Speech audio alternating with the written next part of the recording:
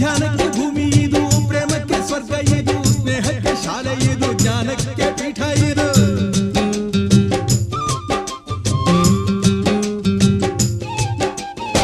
ಕಾವ್ಯಕ್ಕೆ ಕಲ್ಪ ಇದು, ಶಿಲ್ಪಕ್ಕೆ ತಲ್ಪವಿದು, ನಾಟ್ಯಕ್ಕೆ ನಾಡಿ ಇದು, ನಾದಾಂತರಂಗವಿದು.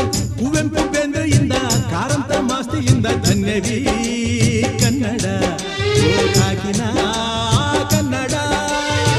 ಹುಟ್ಟಿದರೆ ಕನ್ನಡ ನಾಡ ಹುಟ್ಟಬೇಕು, ಮೆಟ್ಟಿದರೆ ಕನ್ನಡ ಮಣ್ಣ ಮೆಟ್ಟಬೇಕು.